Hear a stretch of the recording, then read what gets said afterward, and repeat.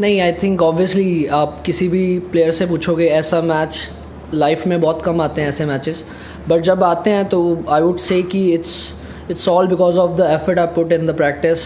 जो coaches and captain ने जो बैक किया मुझे जब मेरे रन्स नहीं हो रहे थे और या बॉल नहीं अच्छा पड़ रहा था या कुछ भी, तो आई थिंक ये जो सारी चीज़ें कैलकुलेट होती है और लास्ट में मुझे बस अपने आप पे यही बिलीव था कि अगर मेरा दिन हुआ किसी दिन, ऐसा इनिंग मैं खेलूँगा ज़रूर।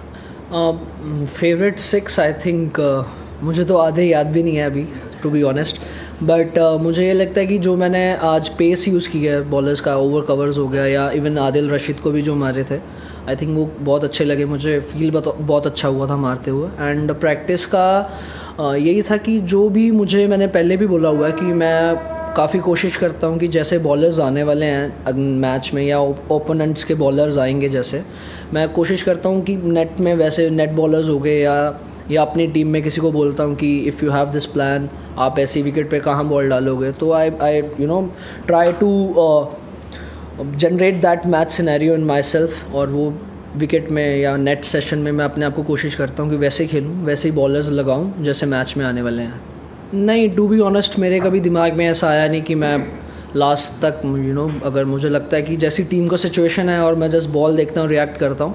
बट लकीली अभी मैंने पिछली इंटरव्यू में भी बोला स्टार स्पोर्ट्स की कि लकीली जब मैं 90s पे था या 80s पे था, सूर्यबाजी आ गए, उन्होंने बोला कि आपने बहुत अच्छा खेला है, इतनी मेहनत की है, तो यू कैन टेक 2-3 बॉल्स। तो आई थिंक वो उन्होंने मेरे जब दिमाग में आप कैप्टन आपके साथ है तो ऑब्वियसली मुझे लगा यार ओके, मुझे एक्चुअली थोड़ा देख लेना चाहिए। फिर उसके बाद हार्दिक पाजी आए, उन्होंने बोला कि अभी विकेट गिर रहे हैं तो you have to play according to the situation, क्योंकि आपके बॉल लग रहे हैं तो आप थोड़ा लास्ट तक जा सकते हो। और उसके बाद अक्षर पाजी आ गए।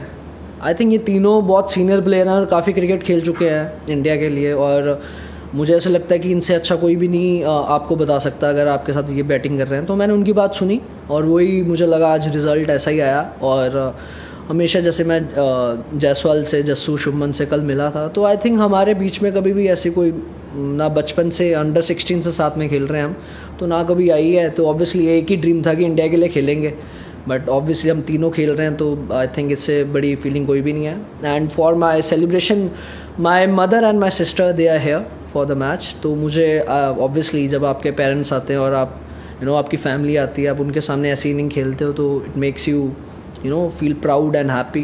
तो क्योंकि आप ऐसी मोमेंट उनके साथ शेयर कर पा रहे हो, तो I feel very blessed and grateful. No, the focus was very much clear, क्योंकि Yuvi paaji he was the one who just put all these things in my mind like 3-4 years back, when he was the one who believed in me, I would say, at the first.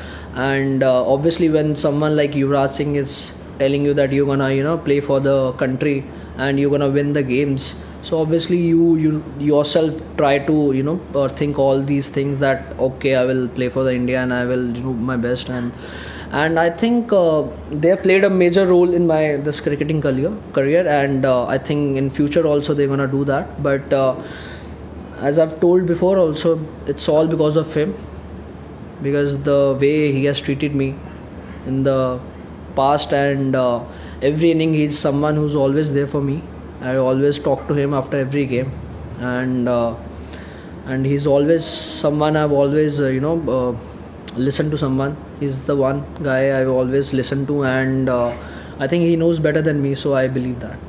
No, there was, to be honest, I've told you, I was in some other zone. I was in zone that I was just gonna react to the ball. I didn't even know my score.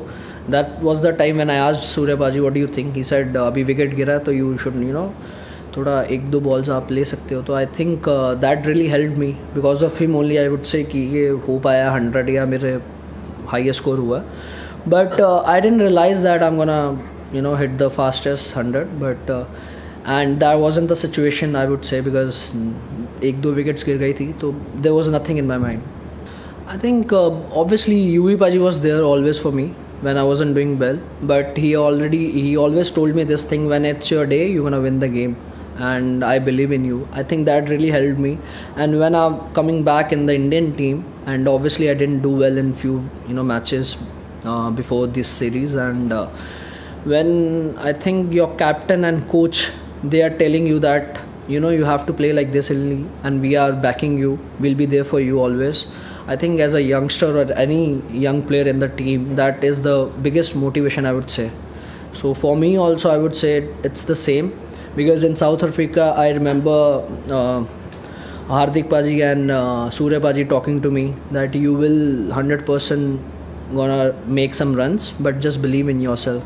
And in this series, obviously Gauti Paji came back, and then Surya Paji.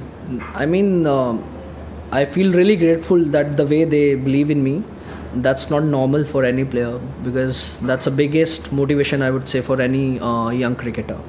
I think काफ़ी जब हमारी बातें होती है, कोई filter नहीं होता उसमें. We have to be like you know saying truth to each other.